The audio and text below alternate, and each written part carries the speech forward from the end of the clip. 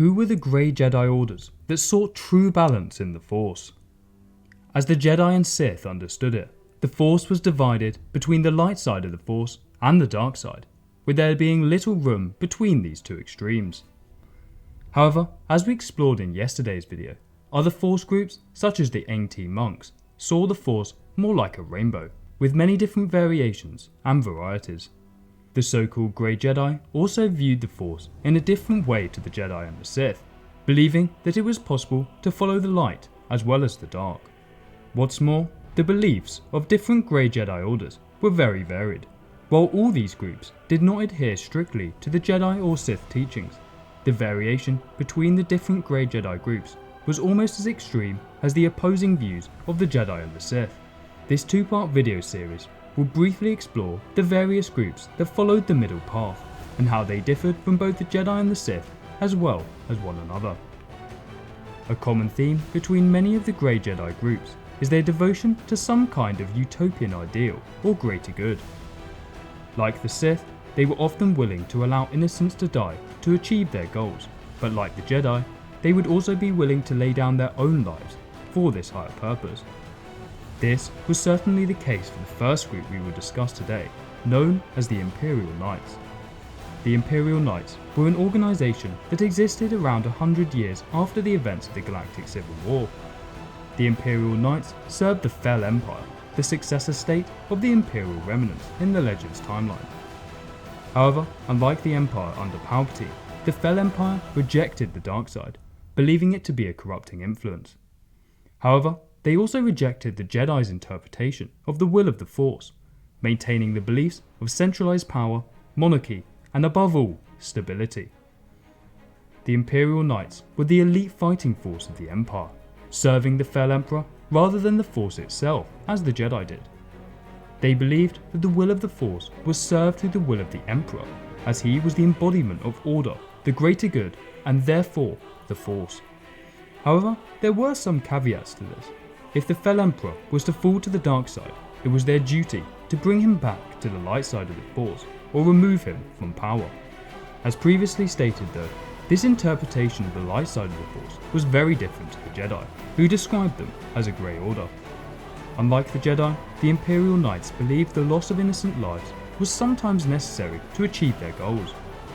However, this was never to be done in the pursuit of selfish desires, only if the Fel Emperor's orders required it. It was this strict adherence to orders and their code of honour that prevented them from falling to the dark side. They did not contemplate on the will of the Force or their own selfish desires. The Force was simply a tool to be used in service of their Emperor. While not drawing upon dark side abilities, they were also not considered adherents to the light side, as they did not follow the will of the Force, placing them firmly in the grey. Another similar order of Grey Jedi that served an authoritarian government were the Mandalorian Knights. Like the Imperial Knights, they believed the will of the Force was not served well by democracy, which they saw as corrupt and irredeemable. The Mandalorian Knights fought for Mandalore the Ultimate against the Republic almost 4,000 years before the events of the Clone Wars. These knights were led by Dorjan Case, a Jedi Master who had once sat on the Jedi High Council. Dorjan Case had lost his wife and unborn child in a Republic bombing, and this tragic experience soured his view of the Jedi and democracy. He came to believe that the Republic was beyond redemption and that a Mandalorian victory was inevitable. He believed that the Mandalorians' philosophy of order, honour and self-sacrifice for the greater good of the Mandalorian people was more in tune to the Force than the self-serving elite in the Galactic Senate. However, this view also meant embracing the authority of Mandalore the Ultimate and turning a blind eye to the various atrocities that the Mandalorians were committing. In this way, the Mandalorian Knights were similar to the Imperial Knights of the Fel Empire, embracing authoritarianism over democracy, believing this was more closely aligned to the will of the Force and a better way of achieving stability in the galaxy. However, as with many utopian idealists, Dorjan Case was soon confronted by the contradictions of his own ideology. He was forced to choose between surrendering to the Jedi or kill for his beliefs. However, when he found out that his hostage was pregnant, he was reminded of his late wife and surrendered himself to the Republic, with him and the rest of the Mandalorian Knights standing trial in the Galactic Senate. And this demonstrates one of the key issues with being a Grey Jedi. Those who believe that the loss of life is sometimes justified in the name of the greater good often are confronted with these very situations, as Jorjan de Case was. Either they decide that their beliefs are worth killing for, pushing them further to the dark side, or they choose not to, showing them the hypocrisy of their beliefs and leading them back to the light side. The path of a Grey Jedi was certainly a hard one.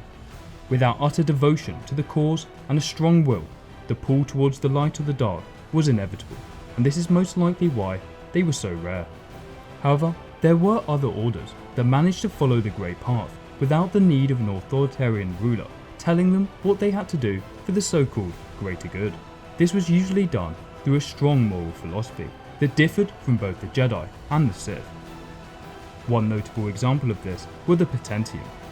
They believed there was no such thing as the light side or dark side of the Force, as the Force itself was inherently good.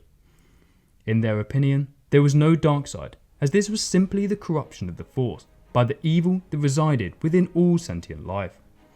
Therefore, it was not the abilities used by the Sith that made them evil, it was the intent with which they were used. They reasoned that by becoming perfectly moral, they could use and study whatever Force techniques they desired, without being corrupted. However, the potentium would be expelled by the Jedi Order just over 100 years before the Clone Wars, with many Jedi believing their philosophy to be concocted by the Sith to undermine their teachings. The Jedi argued it was the duty of Force users to protect others, not study its absolute limits. In their eyes, the potentium's desire to unlock all the abilities of the Force was dangerously close to the Sith's own goal of achieving unlimited power through the Force, and that there was no way to use hate-fueled techniques like Force lightning without falling for its temptation. Grey Jedi, such as the potentium, rejected this as nonsensical, believing that the best way to bring peace to the galaxy and protect innocence was to use some aspects of the dark side.